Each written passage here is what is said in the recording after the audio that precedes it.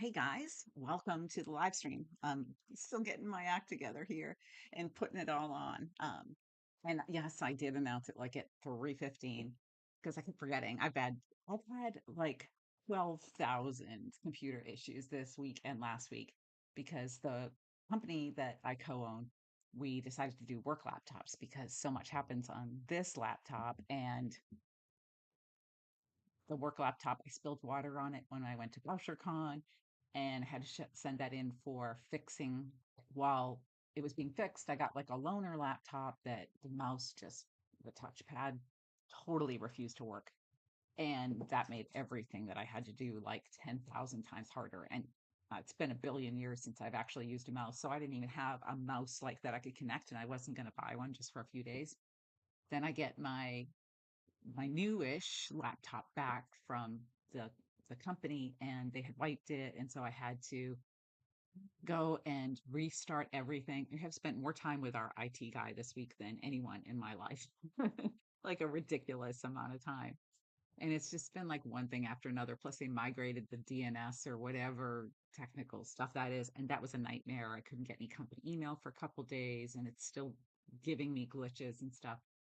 It's been a week, that's for sure. I'm very, very glad that it is Friday, and very, very, very glad that I get to work on my book. So nice to see you, NBR. And my week was just super hectic with all of these technical issues.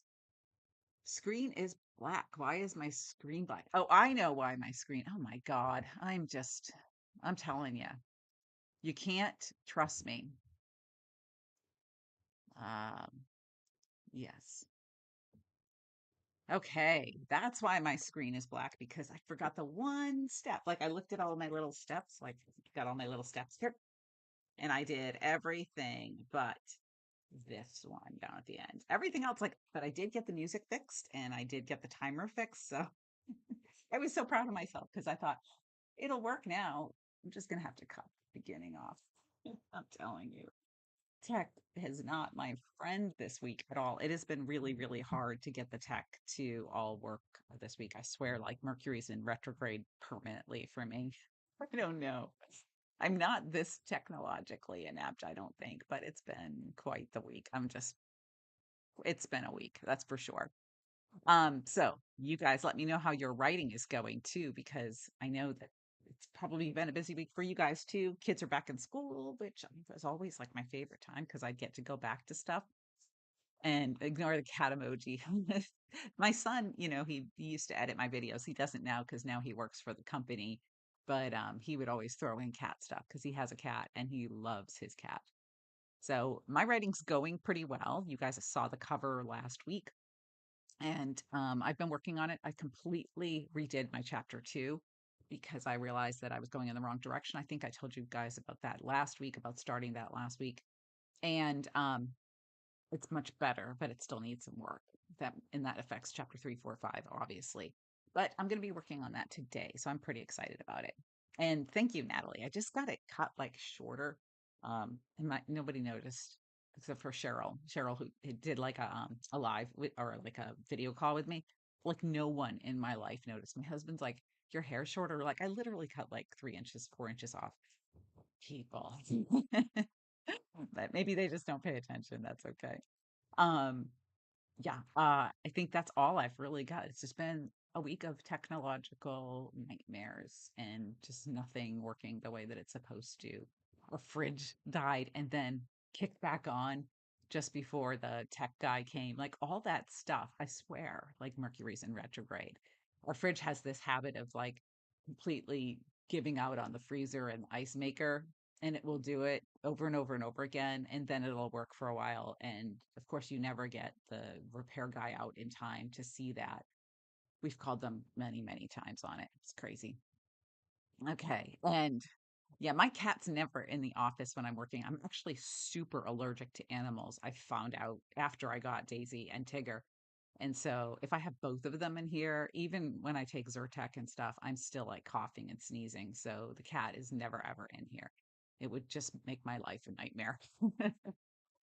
Famous last words, you can't trust me. Yes, absolutely.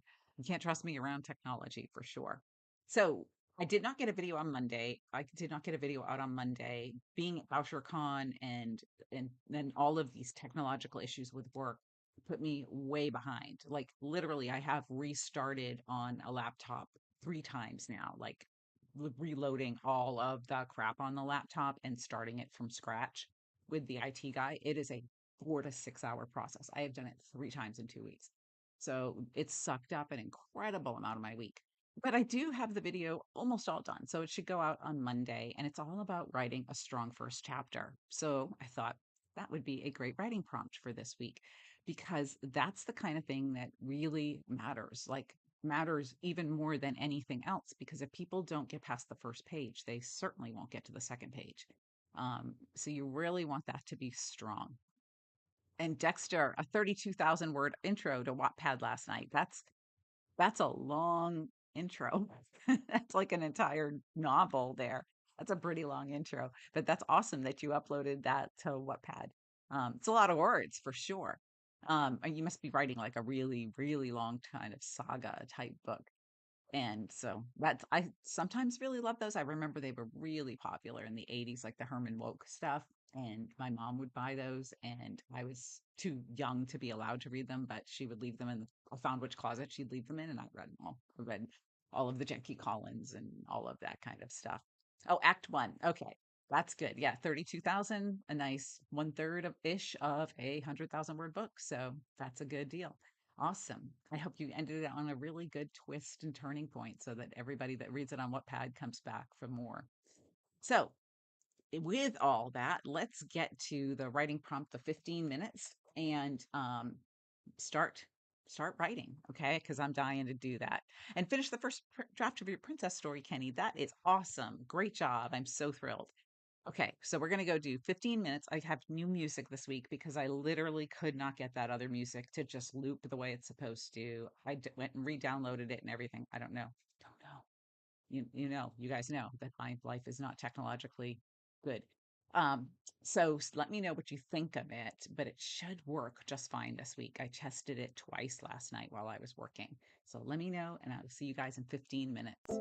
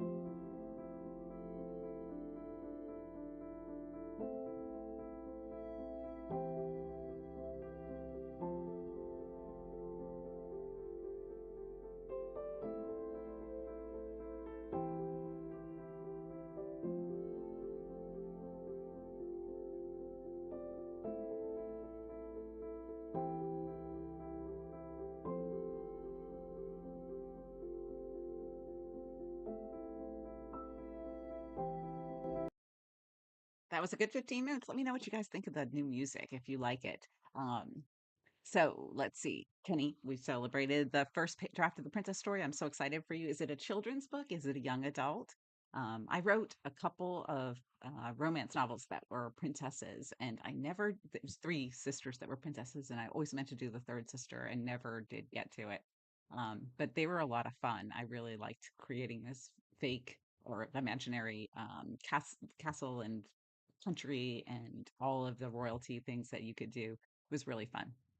Natalie said her first page is into a dialogue. It's a good starting this way. Yes and no. I think you can do the dialogue, and I actually have a video that I recorded that'll come out in a couple of weeks. Um, but have it with actions and characters doing things. In the dialogue video I'm going to release in a couple of weeks, I analyze 3 or 4 books that start with dialogue and how they do it with the characters and still have the actions and the moving and everything, because that allows you to get to know the characters, it allows you to show them, and it allows you to create some stakes all while they are talking. Because if they're just talking, it can be really hard to connect with them because it's like overhearing a conversation about with 2 strangers you don't know. I'm actually reading a book written by somebody that I know that is all sharp. Well, it's all dialogue, pretty much. A lot like how Robert Parker did it with the Spencer novels. But the dialogue is not broken up by a lot of plot or narrative. And so I find that I'm kind of lost in who's talking, and I don't have that connection with the characters to really care about them. When this author does do some narrative with the dialogue, it creates a much richer page and a much richer scene. So my advice would just be to make sure that you've got some narrative and actions in there so that the character can come to life at the same time that they're talking. Plus, in real life, we're doing stuff while we're talking. I mean, I'm not really doing anything while I'm talking to you guys because I'm just here doing a video. But in real life, I would be like fixing dinner or letting the dog out, or, I don't know, hanging up my coat, whatever you're doing in real life as you have a conversation with another person. Dexter asked if anybody be interested in a critique partner, a crossover story between your world and mine. That would be really cool to do a crossover. I've done that with other authors. I've done connected stories where we came up with the storyline and then we each wrote ours and had like 3 sisters or 3 friends. And it's always a lot of fun, especially if you work with authors that are much like you and are really creative. These were people that I knew really well and I had written books with before in other continuity books that we had done. So that was really fun. Half a mo term has just restarted, so I'm hoping for some quiet for a few weeks to write every day. Yes, I hear you on that. I don't have kids in school anymore, but I very vividly remember the days when I did. Stopping and starting is the biggest problem. Yes, I get that too.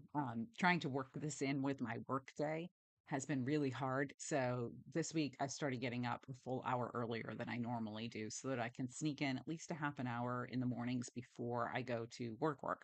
Um, because otherwise it's just never going to happen. I'm not going to get any words done. Um, and Dexter had a different tip for getting started each day by ending with a half complete word. That's a kind of a cool thing because it you have to go right in and finish the word. I usually end like in the middle of a scene so that I can A, think about how I want that scene to end, and B, I have a real incentive to come back and finish it because I want to see how it turns out. I don't necessarily have a plan for a scene when I start writing it. Kind of know what I'm going to do there, but I like to be surprised by my own self, which sounds like a very loosey goosey way to write. But I've written so many books that a lot of it just takes place somewhere in the back of my head and comes onto the page when I start writing. Thank God. Silver Ollie did more editing, and Kenny is doing a historical fiction of St. Olga of Kiev. I love that. I love historical fiction. I was just talking about some other historical fiction with my husband's aunt because her husband recommended a book to me. His uncle recommended a book to me that was terrible. I hated it. He loved it. He said it was the best book he ever read. Oh crap! Mm,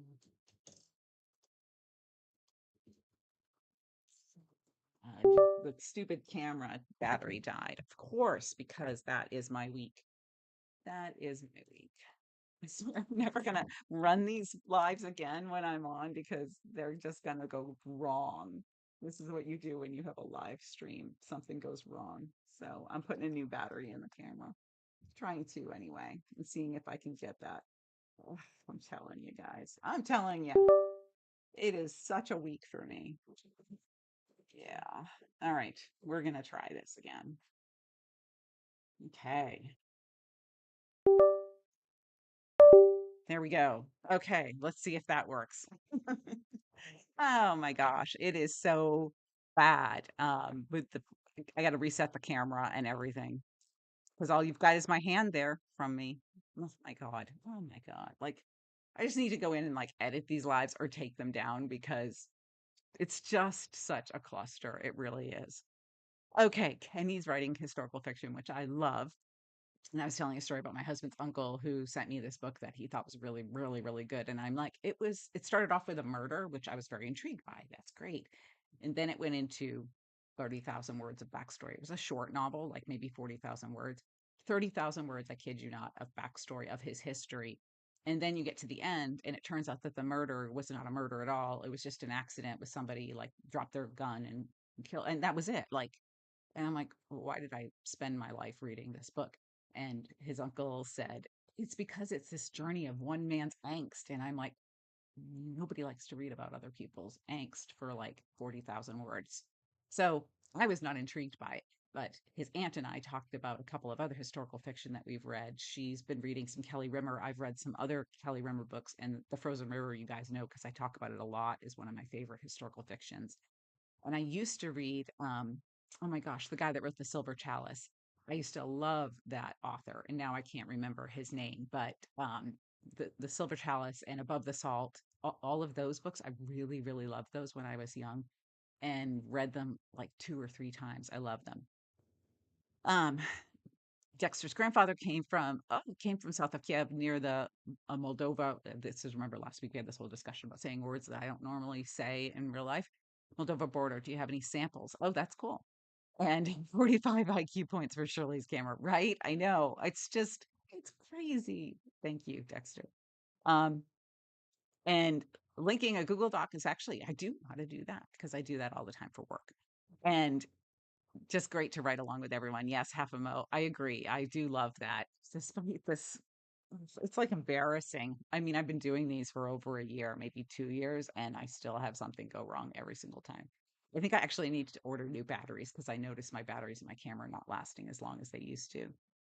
And Whimsin came across this live while working on a fantasy video game book. Think of a Ready Player One type. That was such a good movie. And a dystopian that I'm writing as a screenplay and book. That is awesome. That sounds really cool and awesome. I think that is really cool. I do love this kind of post-apocalyptic kind of book like Chuck Wendig wrote. And it's just kind of interesting to see how people build a world that has been destroyed and gets rebuilt. And yes, half a mo. I feel the same way that life is too short to read bad books. The only reason I read that one was because his uncle raved about it so, so, so much. And I knew that there was going to be a family get together where I was going to have to discuss it. So if I didn't read it at all, like, yeah, he'd think that I didn't give it a big enough shot. So yeah, and I gave it to my mother-in-law, and I was like, I'm warning you, it's not that exciting. So yeah. Anyway, he thinks that I just don't have any taste. So yeah, that's okay. There's a book for everybody, right? All right, let's do another writing sprint and let me know in the comments if you guys did your first page evaluation. Did you go back and look at that? Because this will be in next week's video.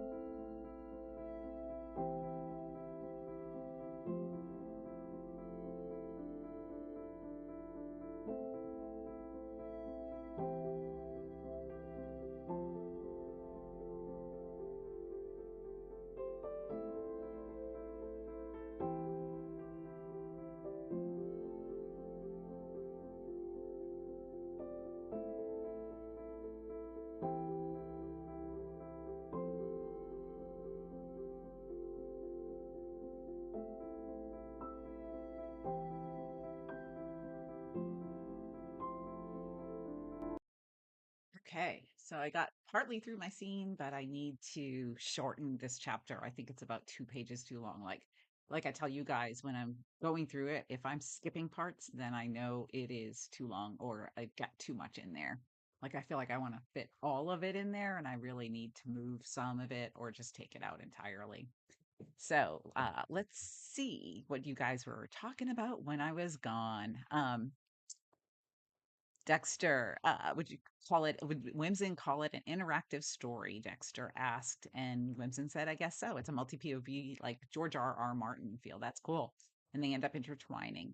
And I like that the characters have different goals, but different motivations for it. It's same goal, but different motivations for it. And I just saw a thing.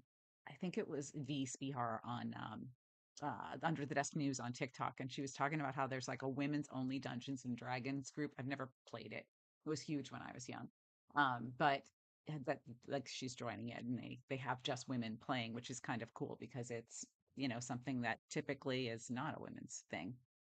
The Minecraft civilizations, my son was huge into that. He would be so proud of the Minecraft little worlds that he would make. And I do like the tie-in with the game because that's very today and now. And I think that that could work really well.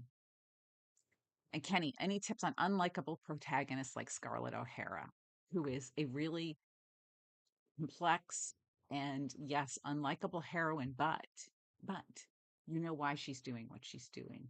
So when you have an unlikable protagonist like Tony Soprano, like Scarlett O'Hara, like so many really people that cross that line between being a good human being and being someone that you want to hate, there's a commonality between all of them where they have something that is very important to them that we can all relate to, that we all would care about. And so when you create somebody that is technically unlikable, you want to give them something that they believe in and support and will fight fiercely for. For Scarlett O'Hara and Tony Soprano, it's family. Like he will do anything to protect his family. And even as he's busting somebody's knees with a car, you're like, yeah, you go, you got this. Because he's doing it to protect and support his family, a lot of his choices that he does. So if you have something like that, maybe it's a friendship, maybe it's a dog, like John Wick, right? Like he's got that dog. Um, and in Nobody, Bob Odenkirk has that kitten and his family's so important to him. You've got something that softens that character that other people can get behind and would say, okay, maybe I would do these reprehensible things like marry my sister's fiance just to protect my family and my home. She does do some pretty awful things, but you know that she's doing it because of how important Tara is to her. So hopefully that answers your question. Jack, when I'm reading different genres or different authors, my writing changes in really cool ways. I just read Dune and I noticed that my prose had become 5 times better and a little deeper. That's awesome. That's exactly what you want to get out of reading other genres. I've always read outside whatever genre I'm writing, as well as reading the genre that I'm writing, because I want to be exposed to a variety of writing styles, a variety of literature, and variety of words. And when I read authors that really make me want to try harder, I find that I concentrate more on my own book. I don't just like bang it out. I really want it to be this level. Yet you're in an well, like me, anyways. I'll talk for me, not for you. But we're all insecure writers, or I am anyway. And so you never believe that you can actually reach that level, but you're always striving for it. At least for me, I always think, well, this was done so much better. Like Lisa Gardner is amazing and done so much better than what I'm doing, but at least I'm trying to reach that level. Um, so Dexter said, Kenny, how easily can you change your inner rebel, rascal, or spit disturber? Once that character starts emerging for you, it'll be hard to shut off sometimes. And Silver Ollie did a 143 word rewrite, right? That's excellent. And Scarlett does definitely has so many terrible challenges. Like, yeah, literally, there are people dying out in front of her, and she's her she's starving. Like, she does definitely has a lot of things that you would root for her for, even if you don't 100% like her. And you're welcome, Jack. Is Scarlett's a whole Save the Cat book? In the beginning, now it's been a really long time since I've read Gone with the Wind, but in the very beginning, I believe there is a moment with her father where she talks about how important Tara is. I think it's like been decades since I read it. That would be a save the cat type moment where she's talking about how much Tara matters to her, because when you first meet her and she's flirting with the boys and she seems so vain and self-centered, but then you realize that she has this bond with her dad and with the land and with her home, and how important that is. And even though she seems like a flighty, unplugged, self-centered girl, she has this thing that matters so much to her. So you have multiple save the cat moments throughout Gone with the Wind, because she really is doing some pretty awful things. And I think that the storyline with Ashley is a way that humanizes her, because she doesn't get what she wants there as hard as she tries. And she is madly in love with him. But yet you're like, Ashley married this lovely Melanie lady. Scarlett shouldn't have him. And so, as a person who has gone through any kind of heartbreak, you can relate to that. You may not agree with the things that she does or the ways that she flirts with Ashley, but her failure with that continued failure and her own self-sabotage of her marriage with Red does in a way make us root for her. And she does have moments where she's kind to other people, not a lot, but enough that you really do start to root for her. So there's a lot of complexity to that. And that's the kind of thing that you really want to create with your characters, is something that makes people root for them, connect with them, love them in some way, shape, or form, even as they're doing things that are sometimes reprehensible. Sometimes you can understand it, though, if you have a character that's complicated. One of the books that I'm talking about a lot in videos right now, because I just read it, is An Honest Man by Michael Carita. I think it's down here at the bottom of this. This one is really good. I think I might have talked about it last week. But he's a complicated character. He killed his own father. So right there, you're like, wait, why am I going to like this guy? He was in prison, he comes back, and you find out pretty early on in the book that he killed his own father, and that's why his uncle hates him. But the way that Karita does it is brilliant, because you know there's got to be a reason for it. It seems like it's one reason for most of the book, and then at the end, you find out what the real reason is. His uncle hates him for it, like hates him on a level of hate that is so deep, yet you feel bad for him because of how obvious his uncle's hate is, and that is the only family he has left. So it's a complicated character that you really get invested in and you really love. And I do really like a book that creates that. This was an excellent, excellent book. It was very well written, and that's why I used it for a bunch of videos. So reading that excellent fiction, whether it's this or something else, can teach you a lot about how to do complicated characters. I can't even begin to tell you guys how important it is to analyze what you write, analyze what you read. Really, really analyze it. Like, why did I love this so much? What was so good about it? And what did I relate to? Other ones that I'm just like, I'm highlighting, or not, I'm not, I won't mark my books anymore, but I will like sticky note them throughout and say, this was great conflict. This was great dialogue. And then I pull those examples to show you guys on the channel, because I'm always looking at how other people are doing it and how they're mastering the language and putting that together with a really compelling story, not just like 40,000 words of one man's angst, which the book was terrible, gotta say. Not well written. It was not a bestseller. It didn't do well. I think the author only had 2 books total. So that might explain a few things. I don't even know where my husband's uncle came across it, but anyhow, let's fit in. Actually, it's like 4:56. I think we could fit in like 10 more minutes. Let's do 10 minutes. My son's coming over tonight to introduce me to the girlfriend. So let's do 10 minutes. Although the thing will automatically, well, I'm not going to start the timer. I'm just going to do 10 minutes because I don't know how to change the timer. But like one speed on this. And we all know that if I tried to change it, it would go really badly. So let's do a 10-minute writing sprint, and I'll come right back and answer any other last minute questions.